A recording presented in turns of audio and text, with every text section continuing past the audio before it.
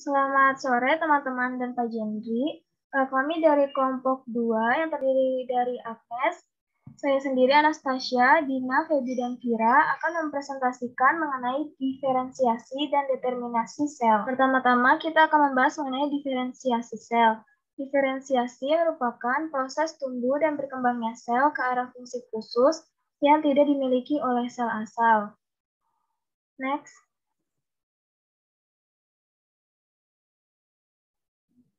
Nah, dengan adanya diferensiasi akan terjadi spesialisasi seperti sel otot, sel kelenjar, sel epitel kulit, sel syaraf, dan sel fibroblast.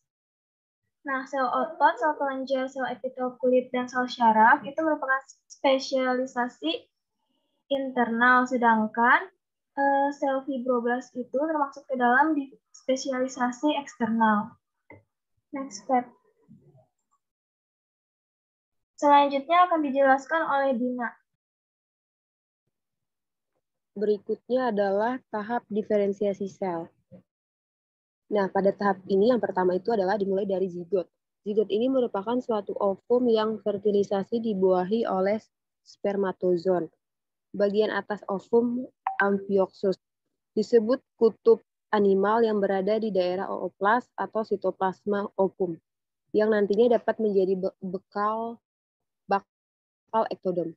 Bagian bawah kutub ovum disebut kutub vegetal ooplas yang dapat menjadi bakal mesodom. Sedangkan pada bagian samping antara kedua kutub akan menjadi endodom. Eksodom akan tumbuh menjadi epidermis dan saraf. Endodom dapat menjadi lapisan lendir saluran pencernaan bersama kelenjar dan paru. Mesodom bisa menjadi jaringan pengikat, penunjang, otot, dan alat dalam. Kemudian blastula. Blastulanya terjadi di tingkat pertumbuhan embrio. Terbentuk kelompok sel yang akan menjadi jaringan utama tubuh. Setelah berdiferensiasi, populasi sel akan menjadi epidermis, saraf, notochord atau sumbu penyokong primer, mesodom. Diferensiasi akan terjadi pada kelompok sel. Blastomer atau sel blastula sebelah bakal menjadi endodom, sebelah atas bakal jadi ektodom, dan bagian tengah menjadi mesodom. Kemudian grastula. Di tingkat grastula ini, embrio akan mengandung 3 lapis benih yang terdiri dari sel-sel yang tersusun di daerah tertentu tubuh, yaitu ektodom, mesodom, dan endodom. Di tingkat grastula ini baru berupa daerah sel, sedangkan di tingkat grastula sudah terbentuk lapisan yang sangat jelas. Diferensiasi berlanjut dengan terbentuknya 3 lapis benih, yaitu ektodom sebelah luar, endodom sebelah dalam, dan mesodom di tengah. Selanjutnya itu adalah tahap tubulasi. Di tingkat tubulasi ini, ketiga lapis benih yang berupa bumbung sehingga merupakan bumbung epidermis yang terlingkup seluruh permukaan tubuh. Bumbung saraf bagian depan akan jadi otak dan yang di belakang akan jadi batang saraf ungu. Bumbung endodom menjadi lapisan lendir pada saluran pencernaan dan bumbung mesodom akan terbentuk otot, alat dalam dan rongga tubuh. Diferensiasi semakin rinci di tingkat tabulasi. Lapisan ektodom terbentuk bumbung epidermis atau kulit dan bumbung saraf. Lapisan endodom terbentuk bumbung saluran pencernaan. Dan lapisan mesodom terbentuk berbagi bumbung dan saluran pada berbagai alat dalam. Kemudian tahap yang terakhir itu adalah organogenesis. Di tingkat organogenesis ini diferensiasi lebih rinci lagi. Di sini akan terbentuk seluruh macam jaringan dan alat tubuh secara lengkap. Sehingga di saat kelahiran anak sudah dalam bentuk yang tetap. Pada beberapa vertebrata rendah seperti ikan dan amfibi masih ada tingkat berudu sebagai bentuk tetap.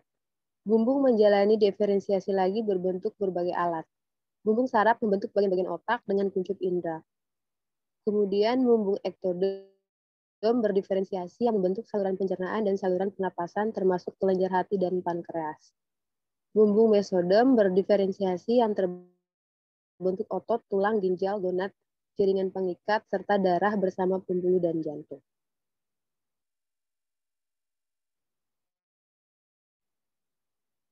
Selanjutnya akan dijelaskan oleh rekan saya.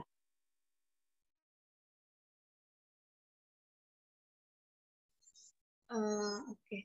Suaraku terdengar nggak? Halo? Terdengar. Oke, selanjutnya adalah tempat terjadinya diferensiasi. Nah, tempat terjadinya diferensiasi ini terjadi di 3 tempat, yaitu yang pertama diferensiasi intrasel dan ekstrasel. Terjadi spesialisasi pada mikrotubul dan mikrofilament. Dan juga makin banyak terbentuknya mitokondria dibandingkan dengan sel alin. Pada sel kelenjar penggentar enzim dan lendir terjadi spesialisasi pada retikulum endoplasma, ribosom, dan badan Golgi. Akan sangat aktif dan banyak mengisi sel. Untuk selanjutnya adalah diferensiasi populasi sel. Terjadi pada bahan interseluler dan pertautan sel. Semua sel mengandung junction yang khas terbentuk semen antar sel tetangga. Nah, yang selanjutnya adalah diferensiasi jaringan dan alat, di mana sel sepopulasi atau sejaringan biasanya memiliki pertautan atau sambungan atau junction agar kerukunan dan keharmonisan dapat dipelihara. Pada keadaan biasa, populasi sel dicegah agar tidak terjadi pergerakan pindah meninggalkan populasi lainnya, yaitu dengan adanya sifat kontak inhibition antara selnya. Sementara itu, sel sepopulasi dicegah untuk membelah terus, yaitu dengan adanya zat kalon. Nah, zat kalon ini adalah substansi yang sukar diekstrak atau glikoprotein dengan berat molekul lebih kecil daripada protein pada umumnya, dan dapat merembes masuk sel secara difusi terikat, bertindak sebagai koreseptor dalam pengaturan sintesis protein. Terdapat dalam jaringan mamalia dan mempunyai pengaruh anti-mitosis dari suatu pengaturan diri yang bergantung pada ketebalan jaringan yang memproduksinya. Untuk selanjutnya, saya serahkan kepada Agnes.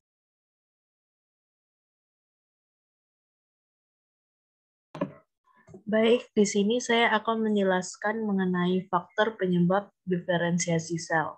Faktor penyebab dari diferensiasi sel ada 2 faktor, yaitu faktor ekstrinsik dan faktor intrinsik. Faktor ekstrinsik yaitu faktor yang berasal dari luar sel, contohnya misalnya suplai bahan metabolisme dan elektrolit, gas pernafasan, gravitasi, suhu, sinar matahari, dan pH. Sedangkan untuk faktor intrinsik berasal dari dalam sel. Faktor ini berada pada inti dan sitoplasma. Contohnya misalnya enzim, hormon, kadar metabolit, dan elektrolit. Selanjutnya akan dijelaskan oleh partner saya.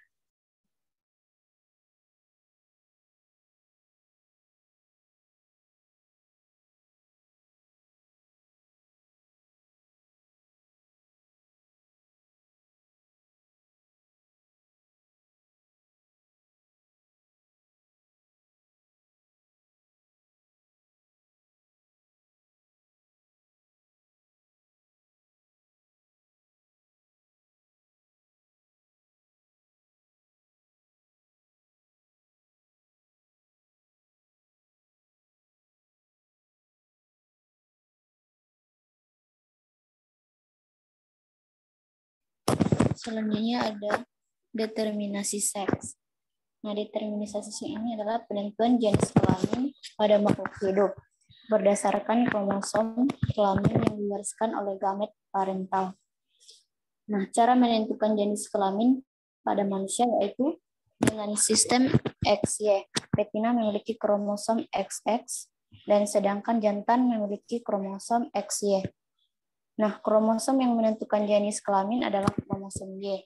Sehingga jika ovum X bertemu sperma X, akan terbentuk jenis kelamin betina. Dan sedangkan jika ovum X bertemu dengan sperma Y, akan terbentuk jenis kelamin jantan.